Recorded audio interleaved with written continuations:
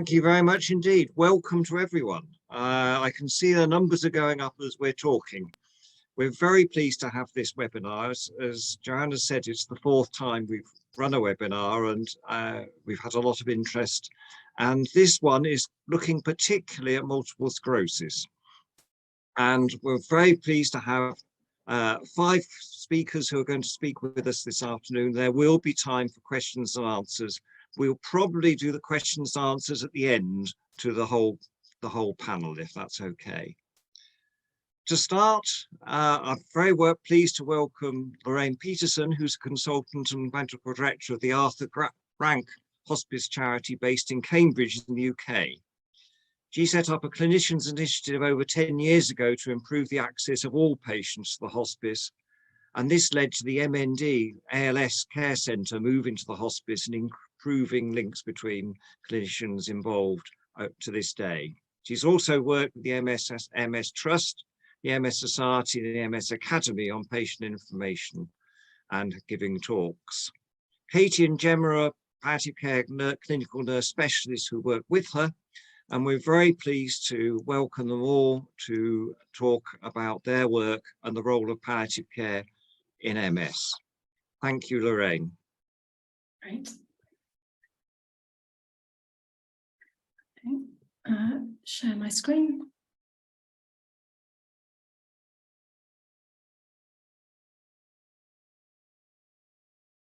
Okay, now, am I on? No, right. Hello and welcome. Just checking that everything's working technically. Thank you so much for inviting me, David, and my team who are with me today. So the role of palliative care in multiple sclerosis. Well, one of the questions we've had is when and why. About 2 questions. And what I've got is our strapline. We support good life and good death.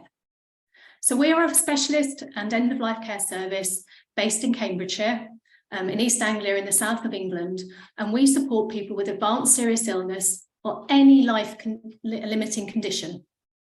But there is a dichotomy here, isn't there? A good life and a good death. And what that can mean is that we can see people at any stage of their illness. We are not defined necessarily by a particular time in their illness. So this means that the referral is based on needs. But what do we mean by needs? And what do we mean by palliative care needs? And how do we know who to refer? So I thought I'd start with talking about what we do in practice, because I realised that there isn't an awful lot of evidence about when palliative care services should be involved. There's been a recent Cochrane review, and David, I read your recent paper about where we all might fit in. So I thought I'd take a look at who is being referred to our services.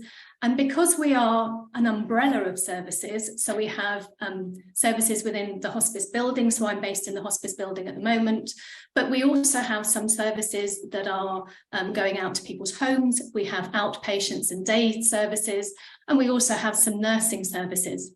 So the 4 teams or the 4 services that people with MS generally are referred to us are the Living Well service, and Gemma and Katie will be telling us about that in a few minutes.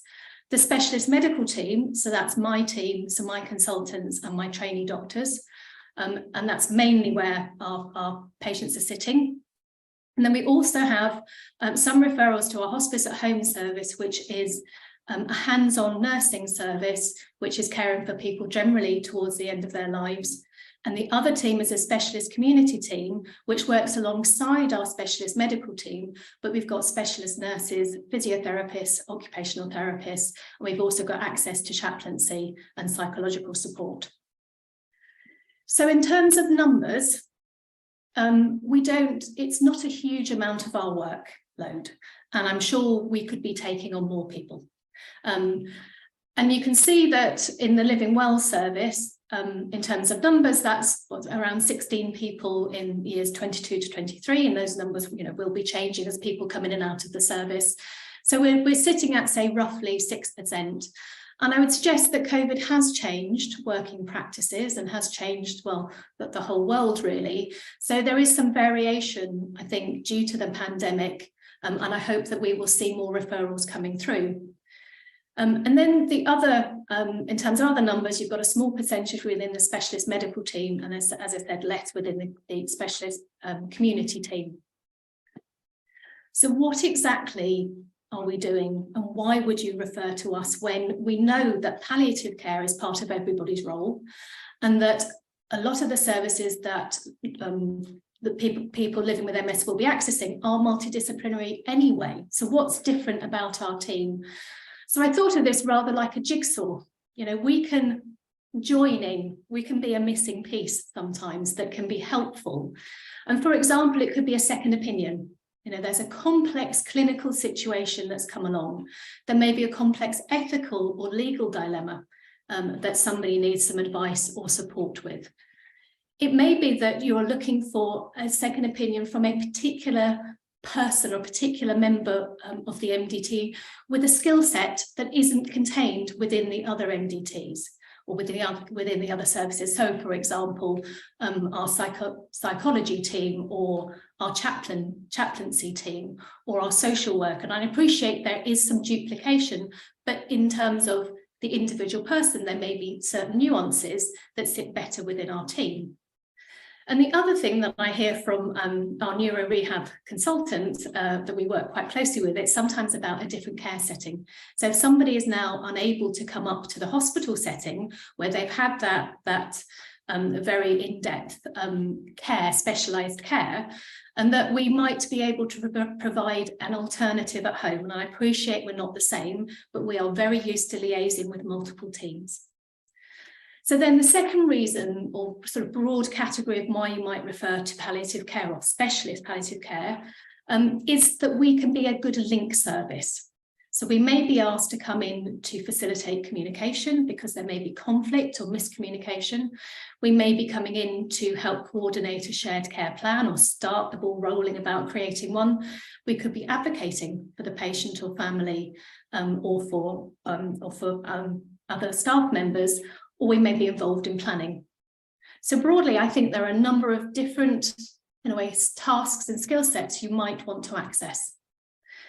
So I thought I would illustrate it with some cases. And these are based on real people. Obviously, I've changed all their details, but to give you an idea of where we might be of use. So the first is a lady called Bella, who has advanced MS, who was admitted to hospital, had a very long stay in hospital, during which she had multiple aspiration pneumonias, multiple urinary tract infections, a deteriorating swallow, and quite a big step down in her cognition. She was discharged from hospital to a nursing home, and she was put as nil by mouth because her swallow was unsafe, and the expectation was that she would be going to the nursing home and that she would die. After 3 weeks, she began to improve. So with no change in her treatment plan, she started to swallow, she appeared to be thirsty, and the care home staff were following the guidance that they'd had, which is not to offer her anything by mouth, but her partner and her sister were offering her drinks, and she seemed to be drinking them quite well. She wasn't choking and she wasn't distressed, but this had created a concern for the nursing home, and also then conflict because her partner was still feeling that, look, you know, she's dying, and, you know, we've been told that she's palliative, and should she be drinking, and, you know, in fact, would she want to live like this at all? So I went to see this lady, and went as a joint visit with the MS nurse, met with the carers, and we spent some time over the next sort of 4 to 5 weeks re-engaging with the speech and language therapist. So we had an appropriate care plan, which was to, you know, continue swallowing. So we were recognising that there was a risk of aspiration. We also then spoke a lot, you know, did a lot of support for her partner, because as with a lot of these change in a care situation, there was a lot of guilt and sadness and distress around no longer being that central person who was giving that one-to-one care. And then we had to think too, you know, what does palliative mean? Because we know that patients with MS can be severely, acutely unwell, can be very close to needing, you know, lots of organ support, can be close to dying, and then they can recover, and maybe they don't get back to their baseline. So we had to think through a lot with him about what does dying mean, and actually she isn't dying. You know, she might have died during the acute illness, but she isn't now.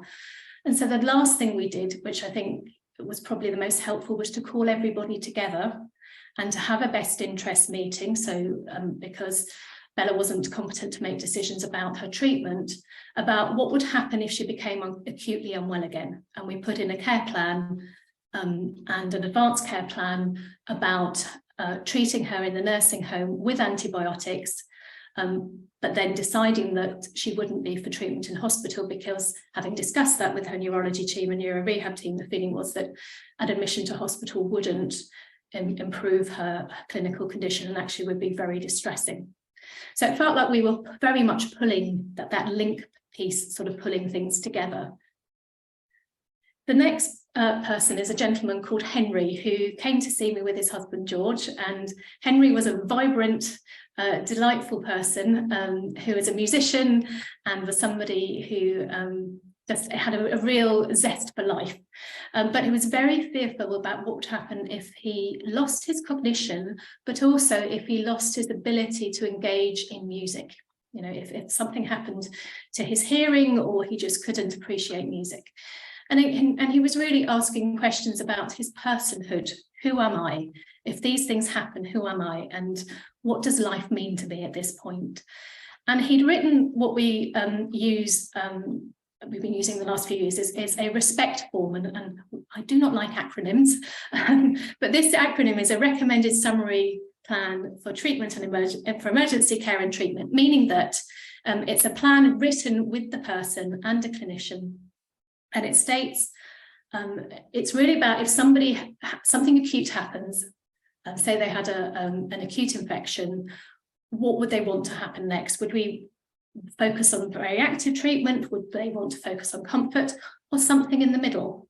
And it also has decision making for resuscitation. But he didn't feel that that was quite enough.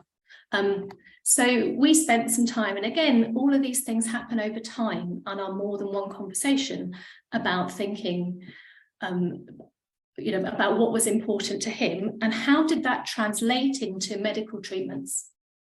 And what does it mean if he crosses that line and he's lost, his cognition, or all the things that he fears to lose? So in the end, we had many, many conversations and nearly got to the point of writing an advanced decision to refuse treatment. And he just pulled back from that. Wasn't quite ready for that, but we'd had those conversations. So again, this facilitating role in really allowing him to explore his thoughts.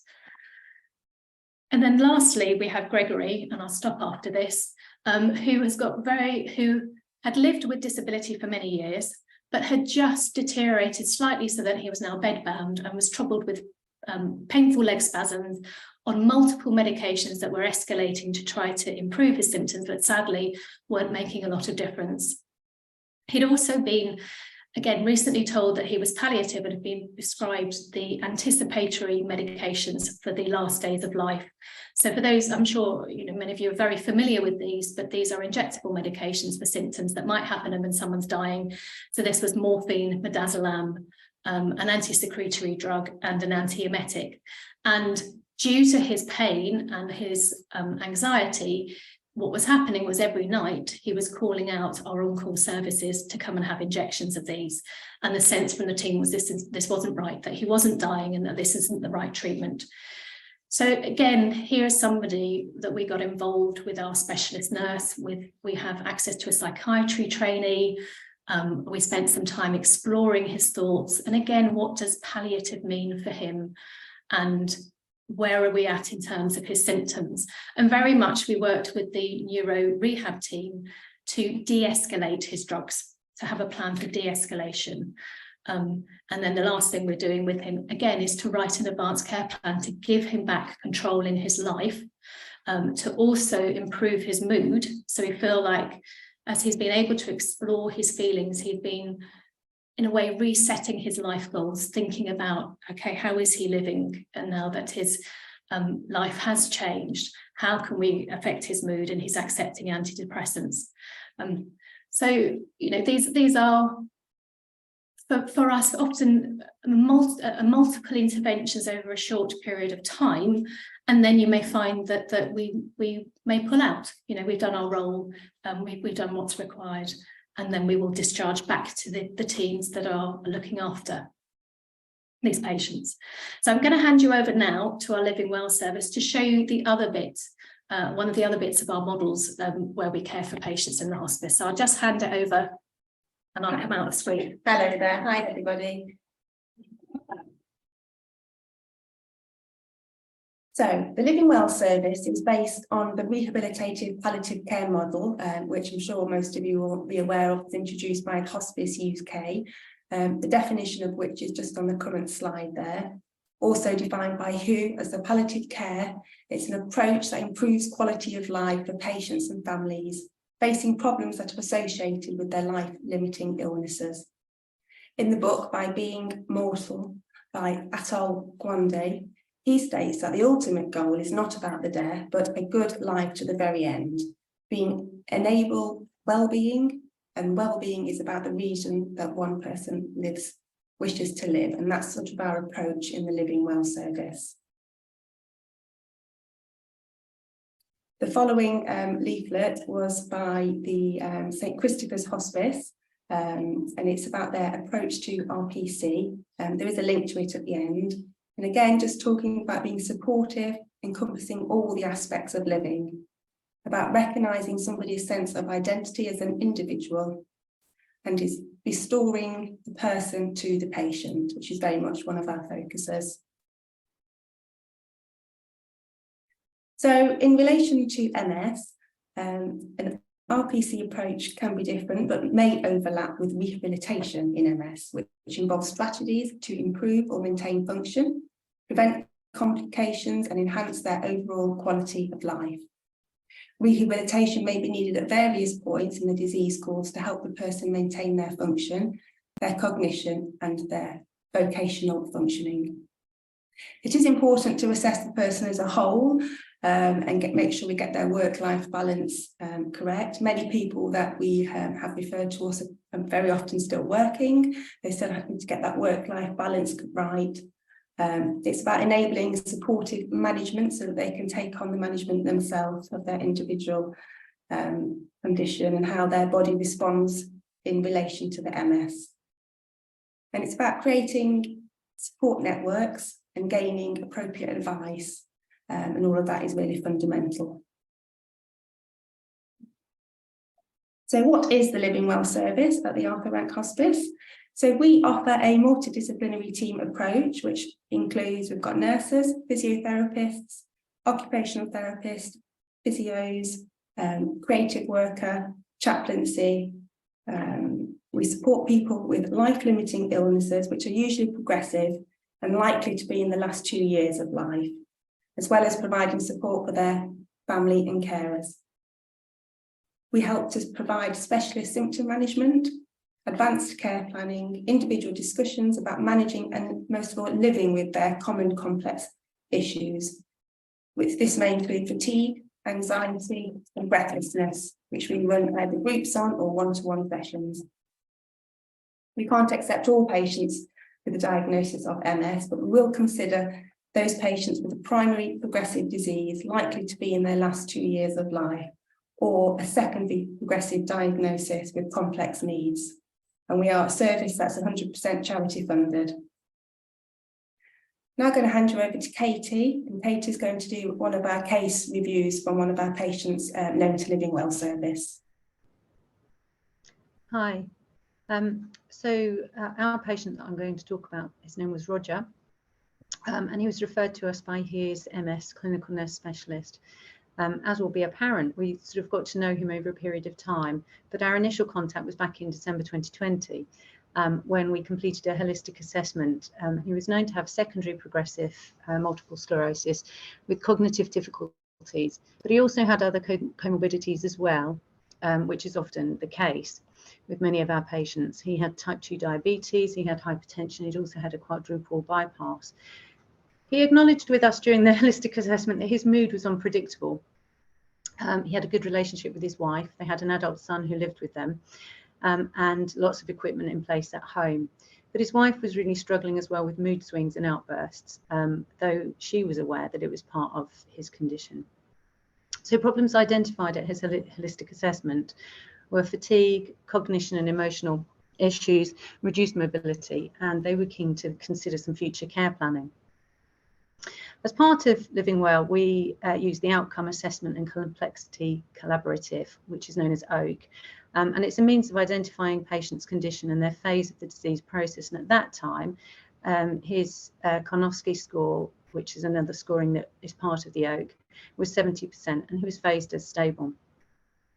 So as you'll remember, back in 2020, early 21, we were still under the guises of the COVID pandemic very much. So he attended our service, which at the time was very much a virtual service, and interactions were very different from how we normally approach people, and was very much missing that face-to-face. But we had conversations via Zoom and group sessions via Zoom.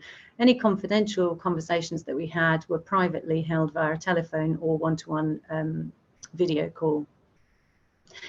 But he acknowledged, as did we with him, that the Zoom and the virtual interactions were difficult for those people with cognitive issues, and obviously as a result he found it quite difficult. So in February 2022, he and his wife were still very keen for face-to-face support. However, we weren't able to offer that at the time. So during telephone assessment, again, further telephone assessment, it was apparent that he was feeling very isolated, unsupported, unheard, and had increasing issues with fatigue, appetite and weight loss. Actually, they were to do with his diabetic control. But he also acknowledged that some days were better than others. He was concerned that his conversations via Zoom may be misunderstood, as he had insight into his lack of cognition, and at times this caused him such a lot of distress. His wife again reiterated the carer's role and how the isolation of the pandemic increased the difficulties for those people too. He felt that Zoom may help some people, but recognised that for him it was a poor substitute for face-to-face with professionals and with other patients, and he decided at that point that he would be discharged from our service. And so that was in February 2022, and in November of that year, following discussion and a face-to-face meeting with his MS clinical nurse specialist, he was very keen to be referred back to our service because there was increased problems with difficulties with fatigue and the other things that he'd mentioned previously. He felt that he would be able to engage in groups and with one-to-one, but he would prefer his wife to be present for the one-to-ones, because what they were recognizing that although he had capacity, his memory was very, very poor, and in the moment he cognitively understood what was being said to him, but couldn't necessarily remember that to report back any information. So we offered a face-to-face appointment because we were able to do so at that point, and offered review for advanced care planning, complementary therapy, specialist fatigue, anxiety and breathlessness groups, support advice, plus the liaison with other team members. And at that point, although he was stable with his disease, there had been a deterioration in his condition.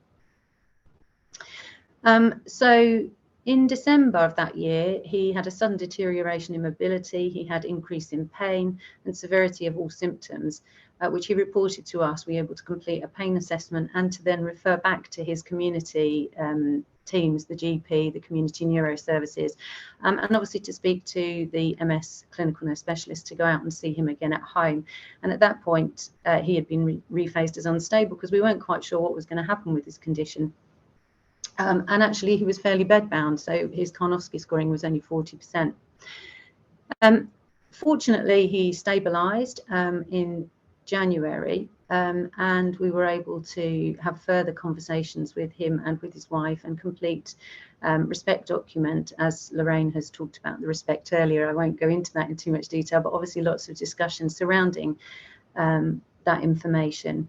And he was aware that it's not just a one-off conversation, that obviously sometimes these ebb and flow, and especially with somebody with long-term neurological conditions where the need is very much to revisit things when new symptoms occur or if there's a change in condition. But overall, he was able to imply what he didn't want for his care, which was just as important to him as what he did want. And once that was completed, again, he was discharged from our service. And what's quite lovely for us is that he's asked to be re-referred back to us. And so he's currently attending our Living Well Service Wellbeing clinics on Friday afternoons, which is we would call it a much more lighter touch, rather than a more specialist service. But he really much wanted the collaboration with staff and the conversation and support and the social input that he got with other patients with similar conditions. And to summarise, really, as can be seen on the screen, the working together across the neurological and the rehabilitation and the palliative care services is really important to maximise quality of life for the patients and their families, and to use the multidisciplinary approach and the collaboration and the communication is ideal to have that, to empower the patients to have a good effective quality of life. And overarching all of that, I would like to just suggest that maybe there should be a wider circle around that Venn diagram that encompasses family and patients, rather than looking at just the services that are involved, because after all, our main focus is actually the individual, the patient goals, the priorities, and they're at the heart of all of our practice.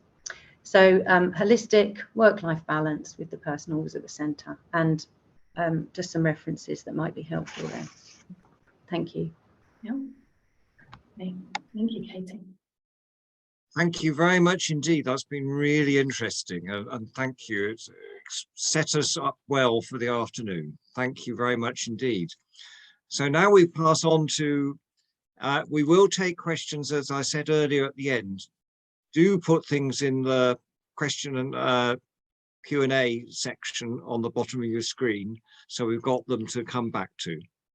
We're very pleased to welcome Ellie Garlick, who is a community MS specialist nurse working within a multidisciplinary neurorehabilitation team, and she's also a Queen's nurse.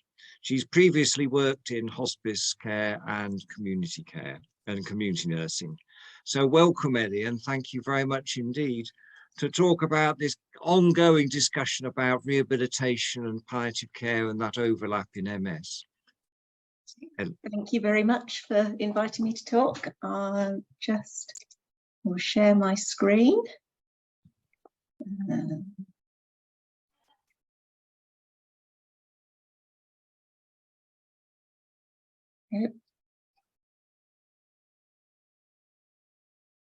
Hopefully that's working and you can see that. Fantastic. So thank you. As you said, I am a community multiple sclerosis team.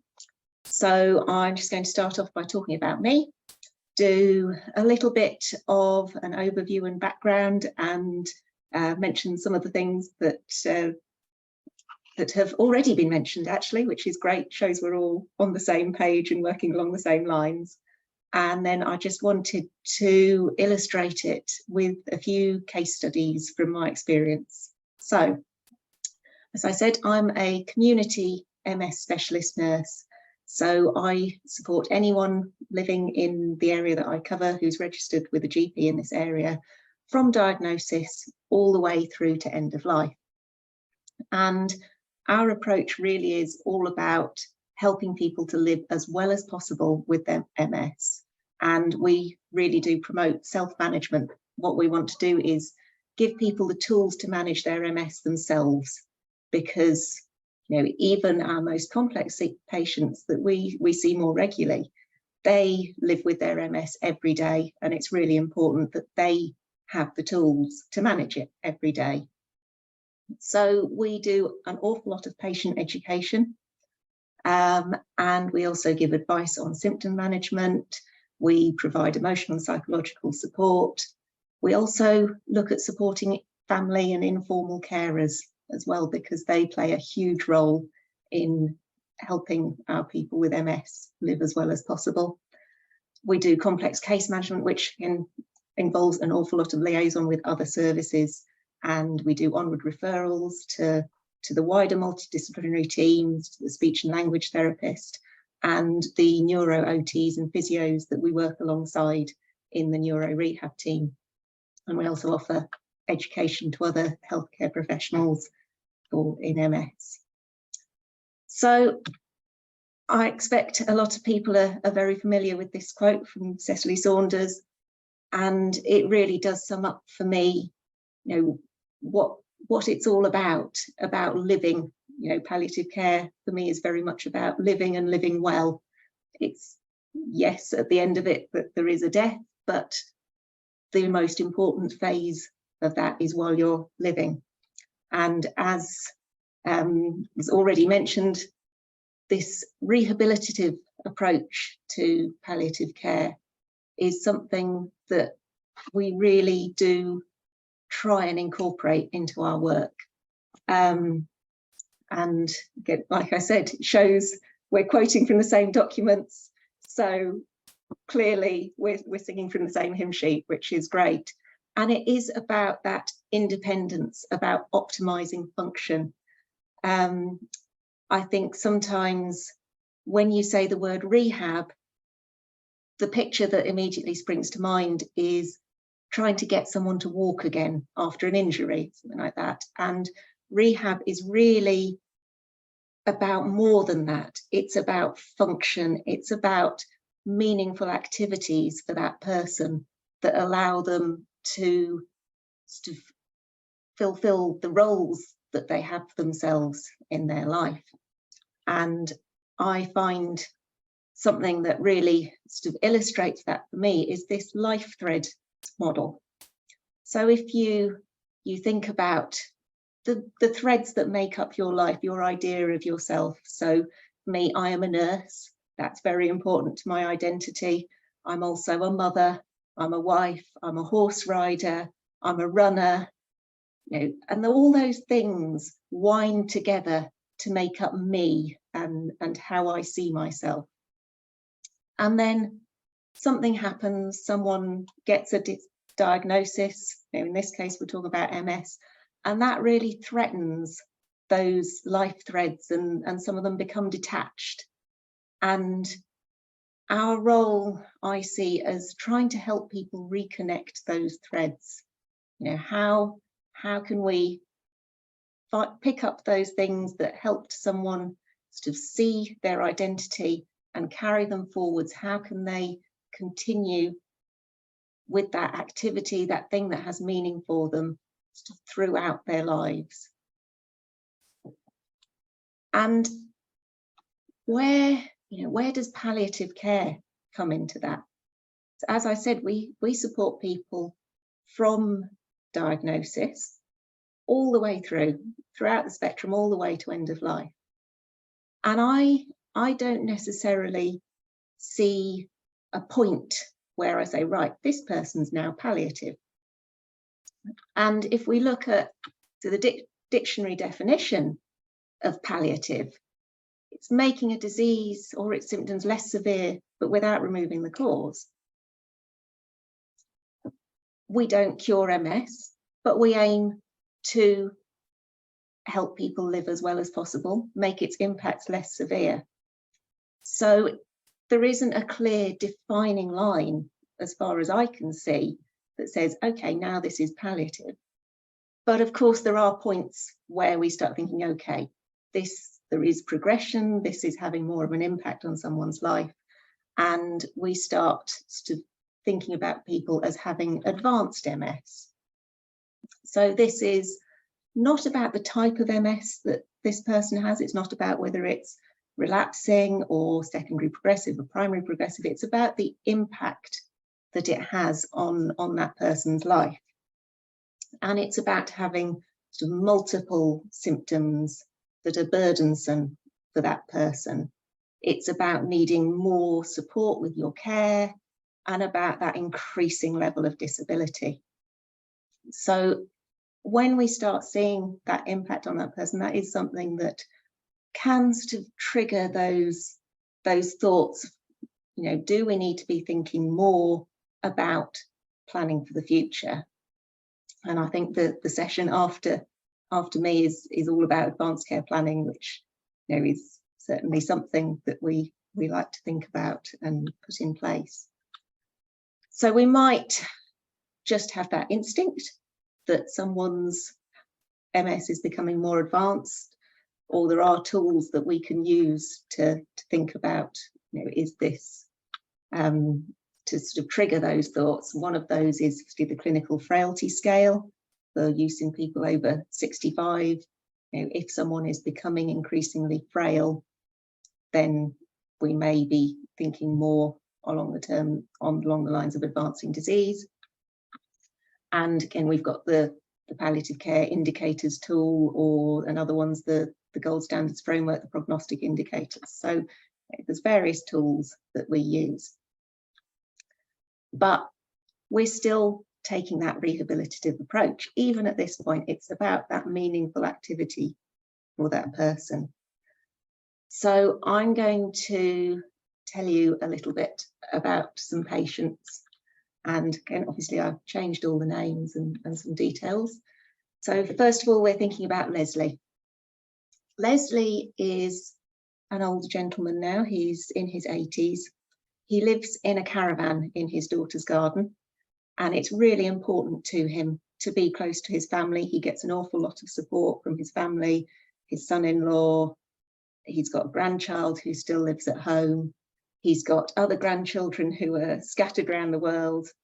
And Leslie, he used to be a mechanic, and he still loves watching the Formula One on television. It's really important to him.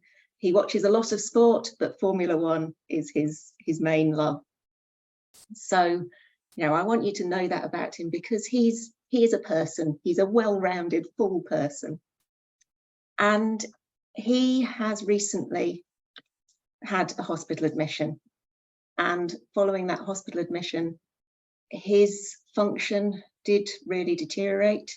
And he, at the point when he was discharged from hospital, he was being hoisted for all his transfers.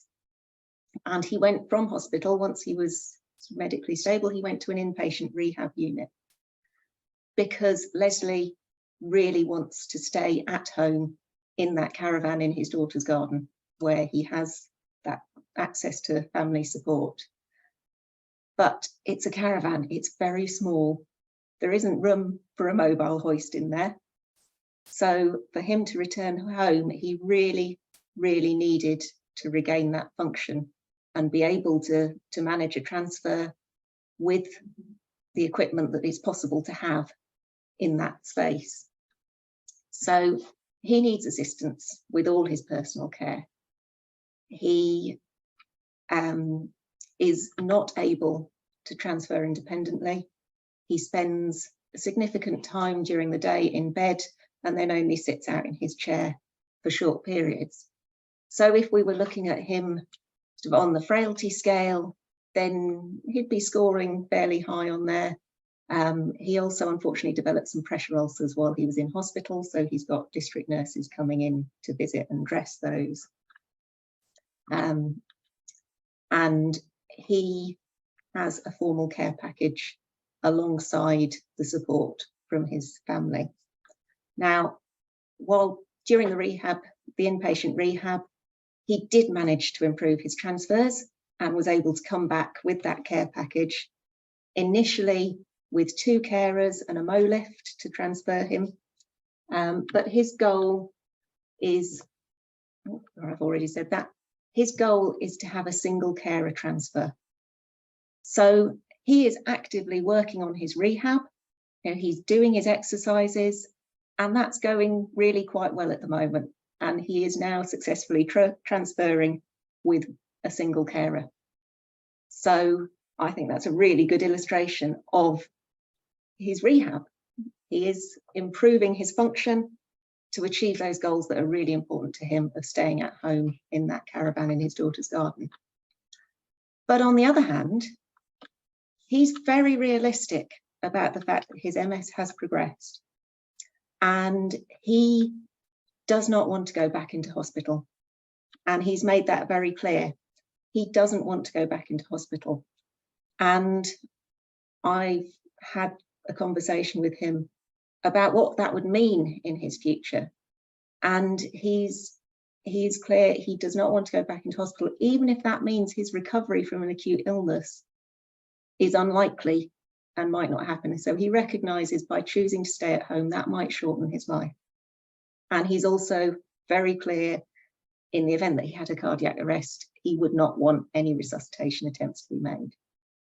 So I think Leslie is, a very clear illustration about how we can walk two paths at the same time. We are actively trying to maximise his function whilst recognising that his MS is progressing and we need to be making plans for the future to support him and recognise his wishes. So that's Leslie. Then a very different patient, Janice. She lives independently in a bungalow. Her main issue is cognition. She doesn't have any formal care, but she does have close friends who actually provide a significant amount of care for her, including supporting her with intermittent self-catheterisation, but no formal care package. And these friends have noticed increasing changes in her cognition. And as a result, she's had an OT visit and she's done a memory screen which did identify some significant deficits. So she's been referred to the memory clinic. And while this is going on, she's also having frequent falls. So again, we're looking at the causes of her falls, trying to work out what's going on, which is sometimes difficult because Janice doesn't always remember those falls. And she's having input from the neurophysios and the neuro OTs to try and look at what equipment she needs, how we can make her safer at home.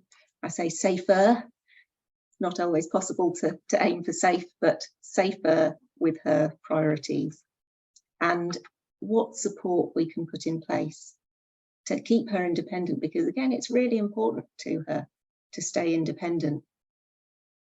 So we've installed a key safe so that if she falls, then we can get access in an emergency. We've set up a lifeline for her, so she's got that pendant alarm. She can press a button if she falls and is stuck on the floor. And we've also had those discussions about advanced care planning. She's putting in the application to register a lasting power of attorney, because currently she has the capacity to do that. She understands the implications of it, and those changes in her cognition, that's our warning sign that we need to be thinking about who would speak for her if she's not able to make decisions on her own behalf in the future. So very different to Leslie, but again, that walking two paths, the planning for the future, whilst trying to maximise her independence and function. And then the final patient that I wanted to tell you about is Charlie. Charlie is much younger than the other two patients. He's only in his 40s. And he lives with his wife and his young son. And that role as a father, that's really important to Charlie. And that's sort of a central thing in his identity and his sense of self. Charlie's main issue is global ataxia. So walking over the years, it's become increasingly difficult. And he does need assistance with all his personal care, and his ataxia is so severe that actually he needs assistance to eat and drink now. So for a very long time, Charlie absolutely resisted getting a powered wheelchair. He was determined to keep walking, and he had, I don't know how many falls, because he wanted to walk and he didn't want to be a wheelchair user. Now, eventually, he had to admit he couldn't manage it anymore, and he got a powered chair And he said to us, I should have listened to you years ago, because that powered chair gave him so much more independence. He was able to take his son on the school run. And that was something that was just so important to him, to fulfill that role as a father. And that's something that I really see as rehab. It's not necessarily, getting him to walk. We did everything we could to support him with that. He had the made-to-measure lycra garments to try and reduce his ataxia. We had medications, we had all sorts of things. But the thing that made the difference in his function was the equipment. And that allowed him to do that activity that was so important to him. Now, again, obviously with that degree of ataxia, Charlie's fatigue can be incredibly severe, and he gets so fatigued that he can't speak. So we've done a lot of focus on his fatigue management and knowing which activities, what are the ones that Charlie really, really wants to do, the ones that are so important to him, and making sure he builds his day around those activities and rests so that he's got the energy to do those things. And again, we've done that advanced care planning with him. He's filled in a This Is Me document so that it's got all the information for those periods when he's not able to communicate, that someone can pick that up and understand what is important to Charlie and what he needs to know. And then I'm conscious of the time. I know you probably want me to start wrapping up. So very, very quickly, final person I want to talk about is Sally. And Sally, again, has really advanced MS. She doesn't have a lot of physical function. She has a little bit of movement in her hands, but she is a wheelchair user. She has a powered chair. She needs full assistance with all her personal care, including eating and drinking. But Sally is working full time. And she's working full time because she's a computer programmer. So that little bit of function that she's got in her hands allows her to do that. And we've set things up. Again, her fatigue is very severe. So she's got equipment that means that she can work from her bed if she needs to, because she says, if I can't work, I don't know what I'll do. So I think, recognizing those things that are important to patients is just, how we can work with them and re-knit those life threads together. So just to sum it up, I see the overlap between the rehab and palliative care about walking two paths at the same time. We can acknowledge there is disease progression, while at the same time, maximizing what someone is able to do and the things that are important to them. Rehab is more than just mobility. It's not just about the walking, it's about the function. And there isn't really a clear defining line, I don't think, between when someone becomes palliative. It's very grey, it's a continuum, and we can really keep working on quality of life and function, right up until the end. Thank you very much indeed. That was wonderful. And looking at the people I can see, but I'm sure there are heads nodding when you talk to the person who wished they'd had the wheelchair earlier. How many people have we seen like that over years and years? If only I'd known about this before. Thank you so very, very much for that. As has been mentioned, we've been talking about advanced care planning, and we're very, very pleased to have Andrea Giordano, who is a psychologist as a background and is now a health researcher at the neuroepidemiology unit at the Neurological Institute Carlo Besta in Milan in Italy. And we're very pleased ask him to talk about advanced care planning in MS. Andrea. Thank you, David. I will share you my presentation.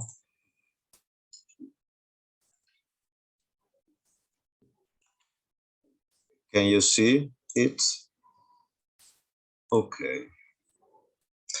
Thank you, David, for your kind and also to the EAPC for your invitation. I will speak about the advanced care planning, a team that was slightly introduced, I would say, in the recent in the presentations that we had before. I will speak about the Concure SM project. Is about a pilot feasibility trial that is ongoing in Italy. But the history started when we published the European Academy of Neurology guideline on palliative care of people with severe progressive multiple sclerosis. Also, David chaired this and co-authored this publication. We found among all the recommendations that we made to the clinicians and to the scientific community within this publication, we found that there was no evidence about advanced care planning in multiple sclerosis, particularly in this severe progressive MS.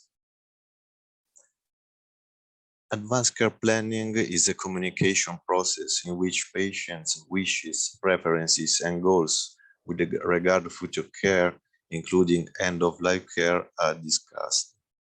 ACP has been identified as fundamental in the healthcare of patients with chronic conditions, including MS. However, its implementation is limited. This is a part, the phase 1 of the Concure SM project, the flowchart. Initially, we translated and adapted a booklet is about advanced care planning. We found it in New Zealand, and we adopted and translated in the Italian cultural context and also normative context. In fact, in Italy, there is a law that that started in 2017 that prescribes that only physicians can have these ACP conversations with patients with chronic conditions. And patients, on the other hand, can indicate one or more trustee. In the phase 1, so we adopted this framework, the MRC framework on complex health interventions. We made some interviews and focus group meetings to assess the clarity and the feasibility of the booklet that we have revised in our Italian context. The booklet, the ACP booklet that is used in the Concure SM project, we have some general explanation about ACP, some sections about the values and preferences of the patients that were will be involved in this process, how I can make decisions, if I lose decision-making capacity, and more importantly, my healthcare choices, and also the signatures that when appropriate, when feasible, have been included in the health record of individual patients.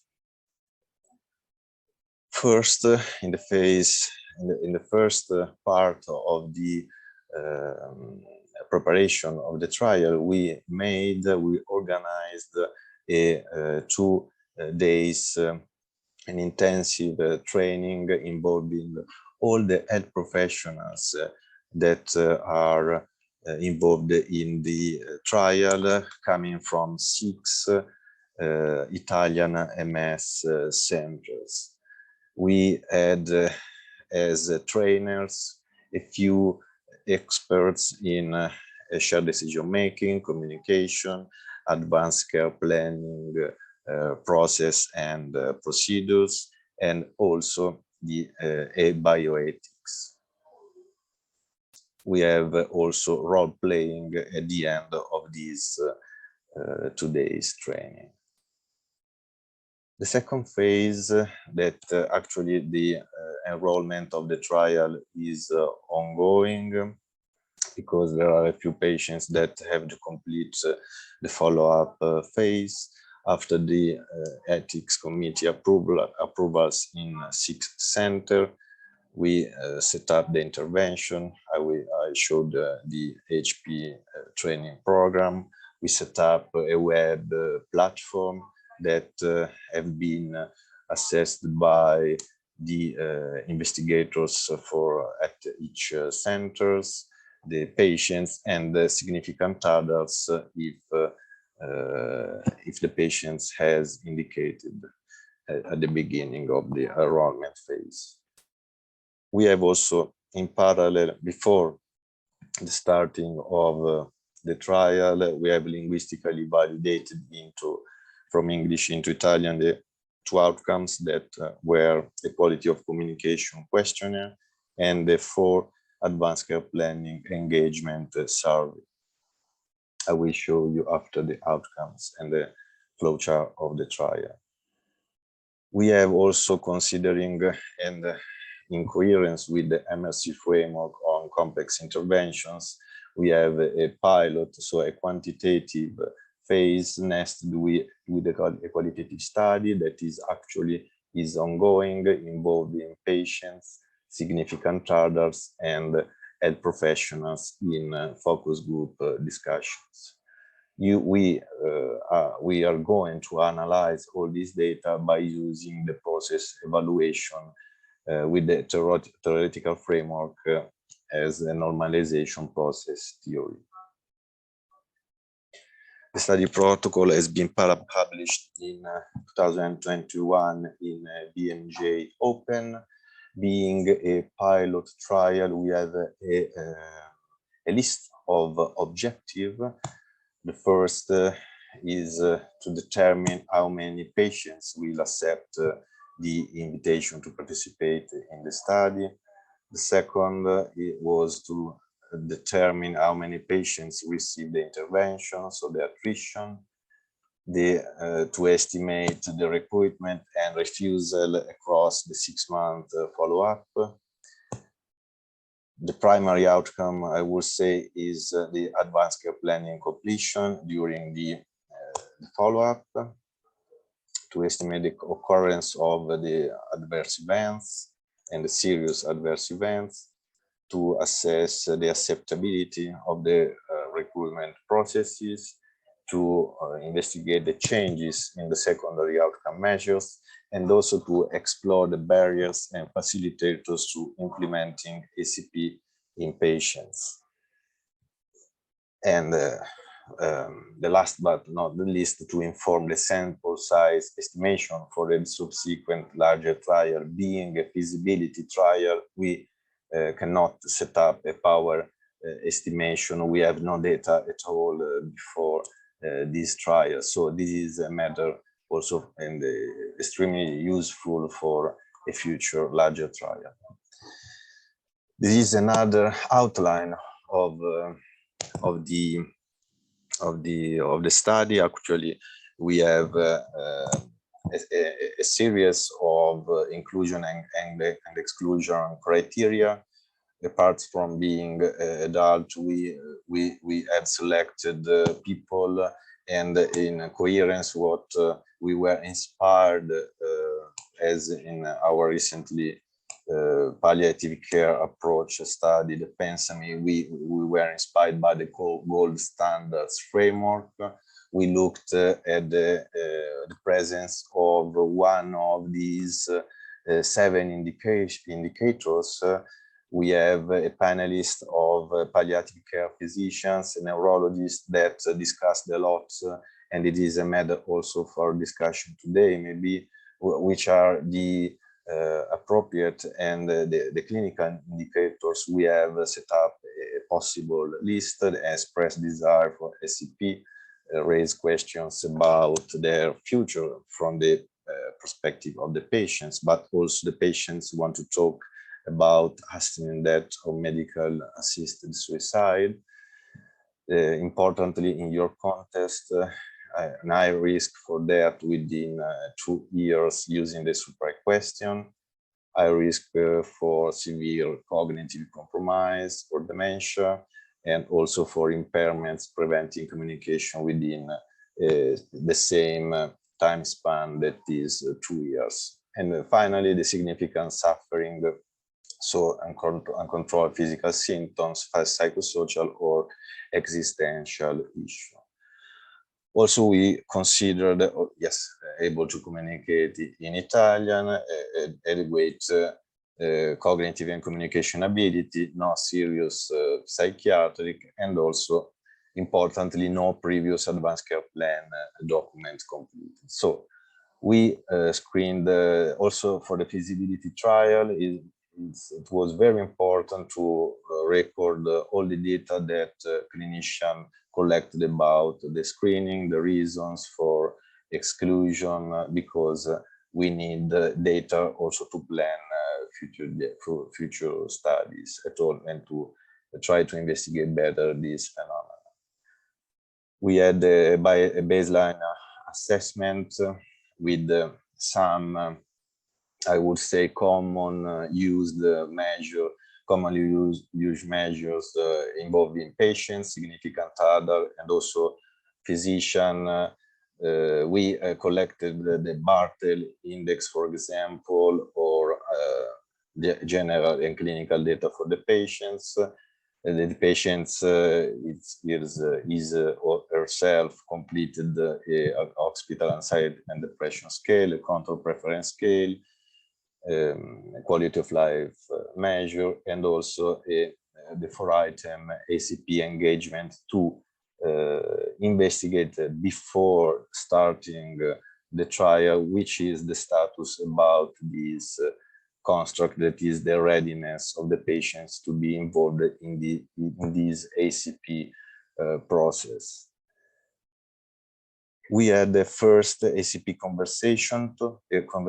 We recorded, we audio recorded this only the first ACP conversation. There are some cases in which the patients were involved in second or they were free to be involved. The doctor, the physicians, the investigator can involve the patients in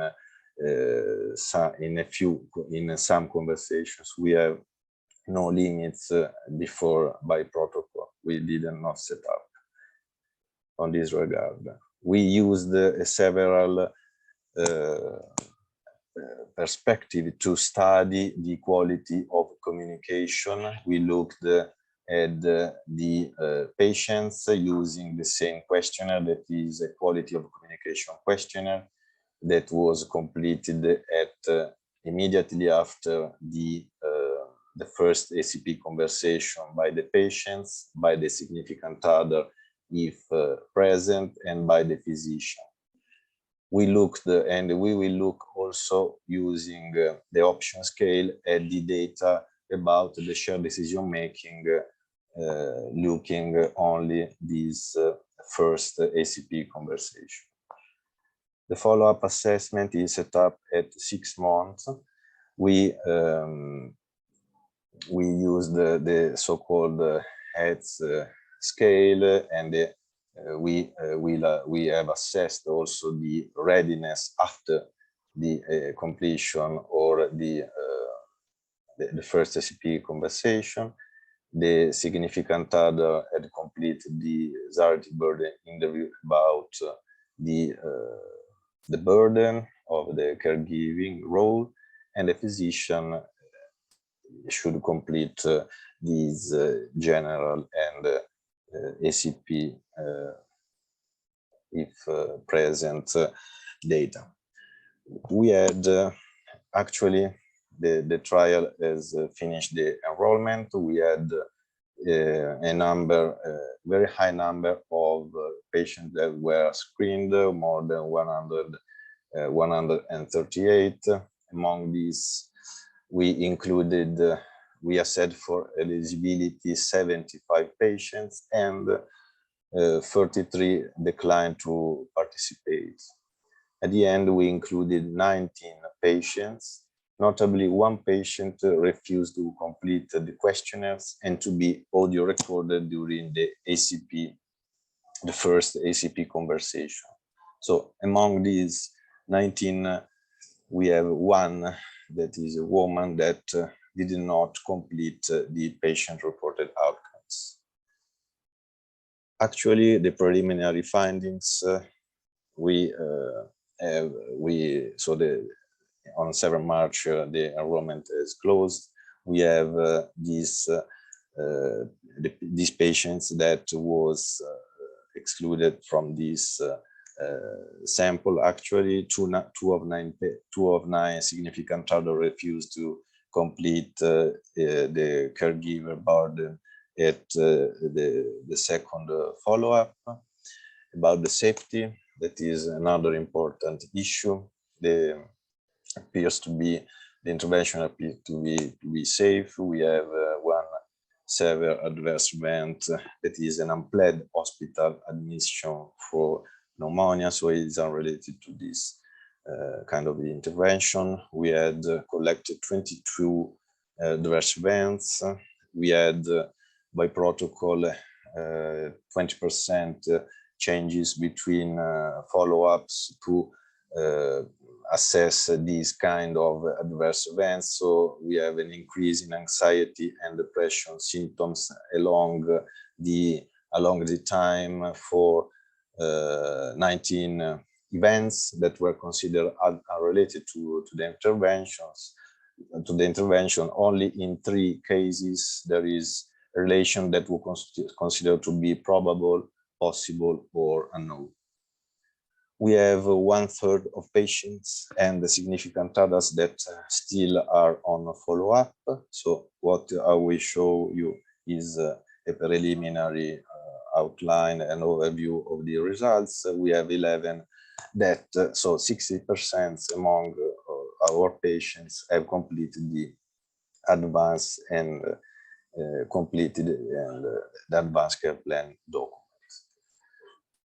For the qualitative study, we have started the interviews with the 2 significant others and have the first focus group meeting with health professional and on May 8th, and we will have the coming week the second focus group. I'm going with speedy with these results. We have data overall and across centers. The patients, the characteristics of patients are pretty similar to the general population, with among 40% of women involved, and with the mean age of 60. And we have an advanced and a DSS that has expanded disability status scale that is quite high considering this population, but is congruent with this clinical situation.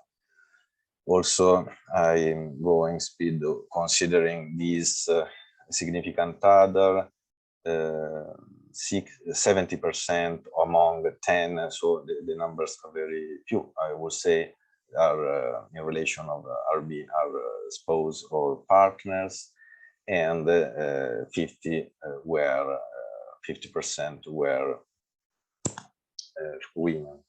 We recorded a lot of data considering the first SCP conversation and also the second. I will show you that, for example, the outcome of the interview for 7 people at the first ACP was the document completed. Some patients need another ACP conversation, and we planned for the second. The interesting part is the almost 80% talked about end of life in the first ACP conversation.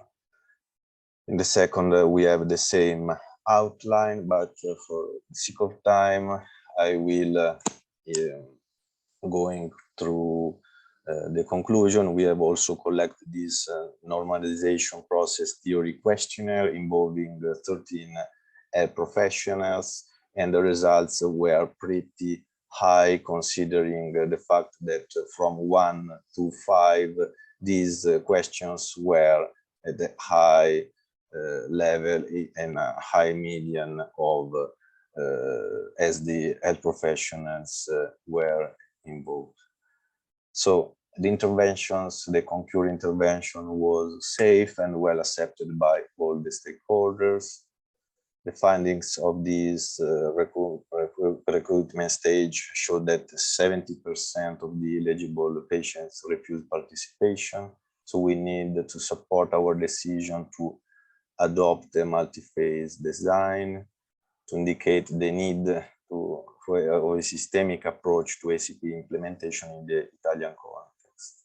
We are going to apply, considering the challenges that we encountered during this trial, we set up a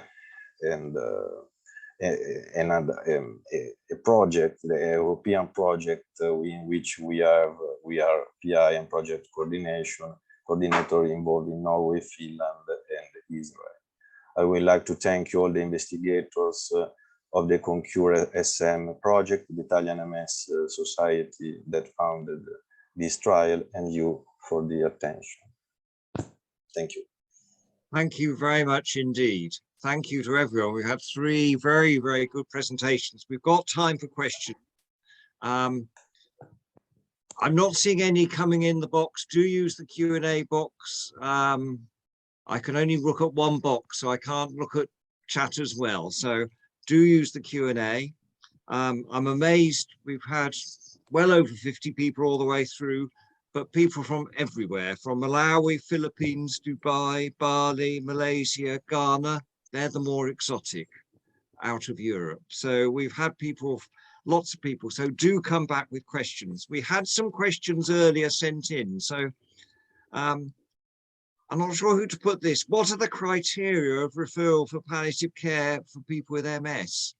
Perhaps Lorraine, in some ways you answered that by saying they were not, the criteria was set by the patient, but. I think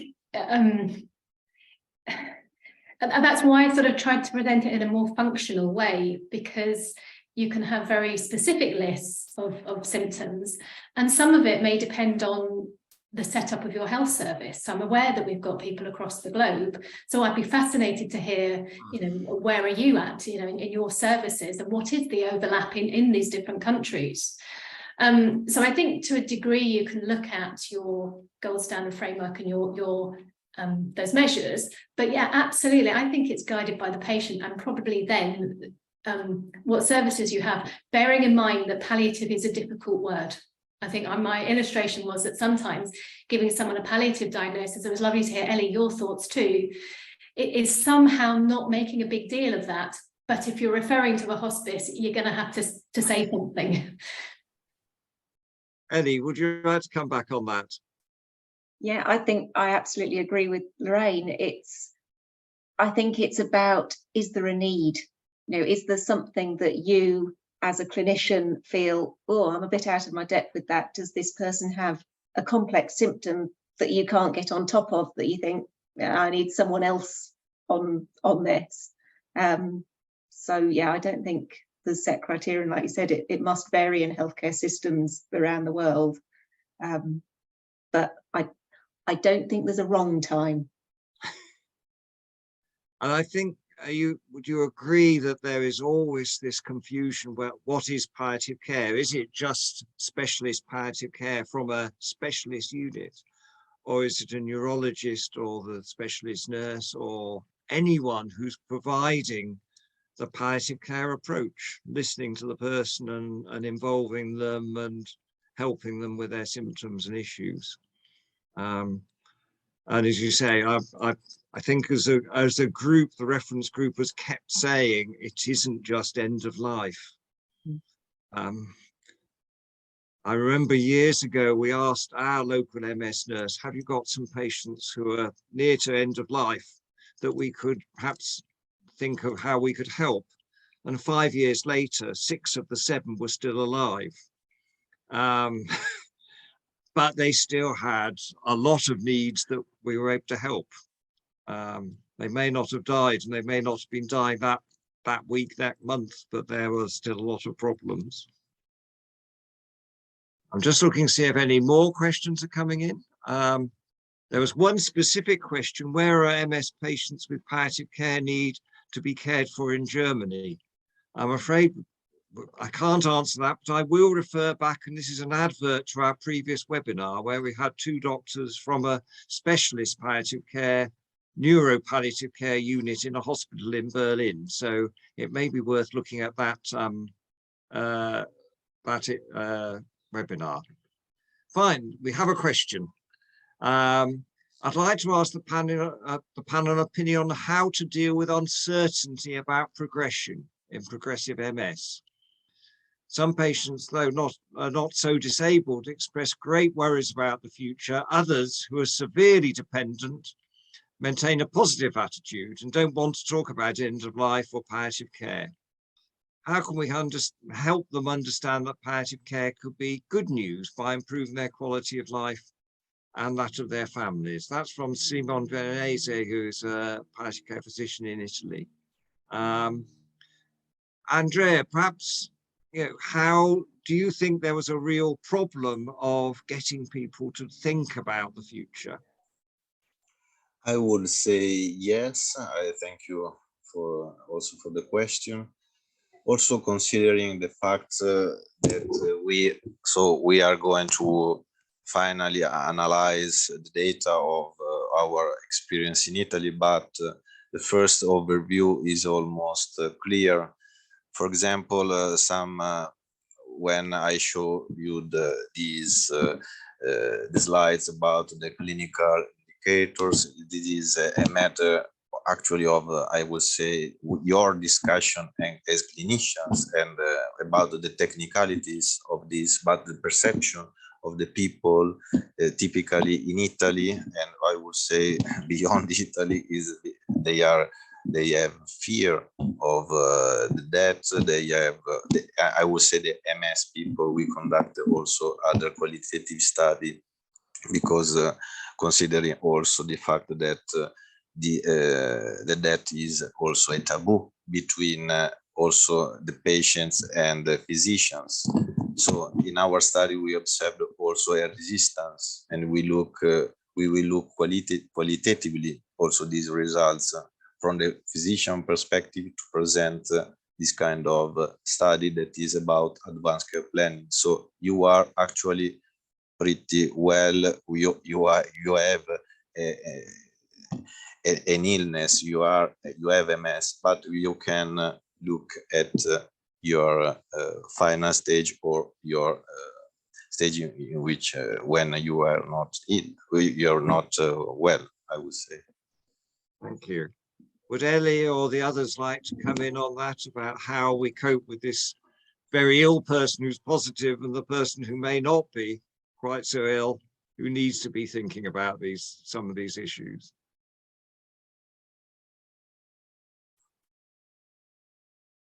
Ellie? I feel something that's really valuable in my role is the way I support people from diagnosis through to end of life. So I have years to build that therapeutic relationship and that trust with me and my patients. So I think planning for the future and advanced care planning, it's never a one-off thing that you sit down and do. We kind of drip feed it in over years sometimes. And that it does sometimes take sort of a long time of the little nudges in that direction, and making the point that, you know, just because we're talking about things doesn't make them any more likely to happen. It doesn't make them happen any sooner. It just means we're prepared if they do. And you know, it really is about, I think, the relationship that we have with our patients and building the rapport and the trust, and you know, knowing while we can never really stand in someone else's shoes, we do kind of walk alongside them through that journey. Is there anything, Gemma or Katie, about this sort of area? I think I would agree with what Ellie said, really, and very much Catherine Mannix talks very much about layering the conversations and the therapeutic relationship that we have, the collaboration. She calls it very much a dance and holding the spaces. And sometimes it's actually very much about the space in between the conversations that make the difference, rather than actually the conversation itself. That ability for somebody to feel heard and really listened to, rather than the actual conversation that's going on, and it goes away and manifests within yourself, really makes you really think about what it is that's important to you. And a lot of our patients say that they were very scared about coming to the hospice, coming through the doors, and they thought of coming to Living Well, and they didn't realize that Living Well was at the hospice, and I'm not actually dying. Why would I be here? And this is the neurological patients, but patients with any other kind of life-limiting disease as well. And often after the first session with us, they will be saying how they couldn't believe how relaxed they feel because of the welcome that they've had and that immediate rapport, but because the other patients that they've seen here have also been quite relaxed, and oh yeah, have a chat with that person or listen to this. And very much in between, so we see people for an 8-week program, but the week in between they'll come back and they'll say, oh, I've reflected on what we were talking about last week, or this or that conversation. And it is very much about then, as Ellie said, and other people have reflected, the layering of the conversations that you had. And whilst we can, probably many of us here are competent to have a conversation as a one-off ACP and go in and do that conversation, hopefully the patient will feel supported with that conversation.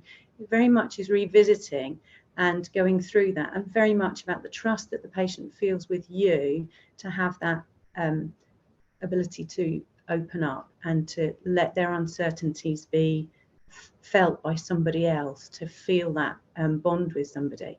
And it's a massive skill, and I think it's hugely underestimated actually, about how skillful that is. It's not something that you can just pick up like a toolkit and just use. It is something that actually, whilst we all learn things as we go along, it is something that actually is a massive skill.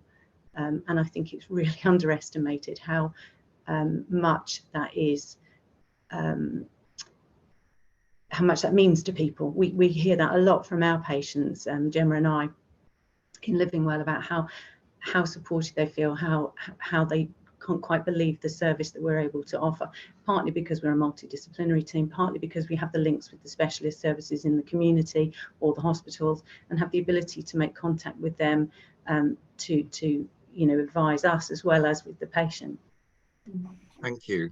Andrea, were you wanting to come back on?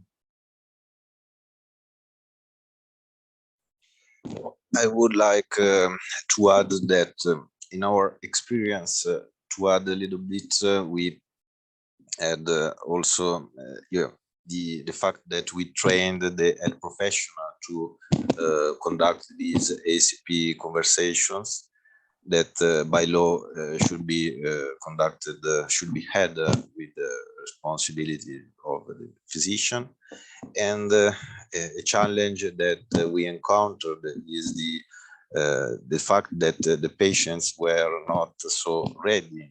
As we say, we have expressed no desire for this ACP. So we thought about how to deal with this, and in our recent and ongoing experience when developing this protocol at the European level, we will work pretty much besides the involvement and training of physicians to prepare the patients and also the significant other in the process.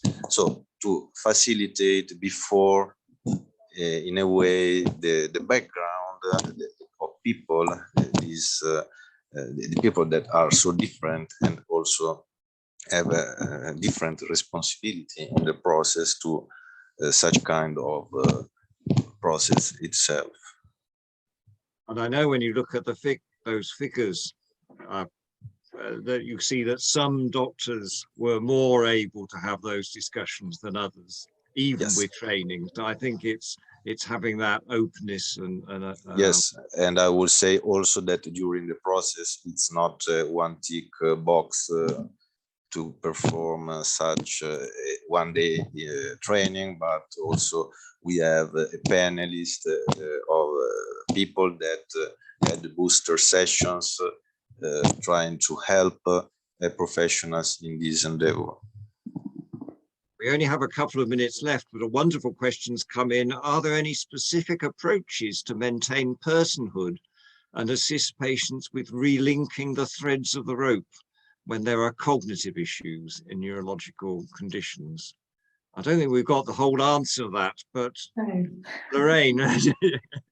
That, you know, I just went to a lecture recently. It was the Cicely Saunders Institute yearly and their annual lecture, and I heard Harvey Match-Toshinoff talk about dignity therapy. And I do wonder, that's not something we specifically use in our hospice, but again, it's that very much that approach of trying to, you know, really get into what makes somebody tick.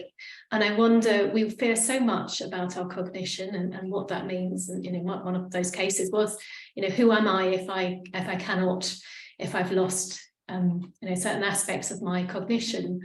But I think there is a role, there may well be a role for dignity therapy in here. And I'm not quite sure how much it has been used in MS, and I need to look at that a bit more, but I wondered if that may help, but I don't have a strict answer for approaches.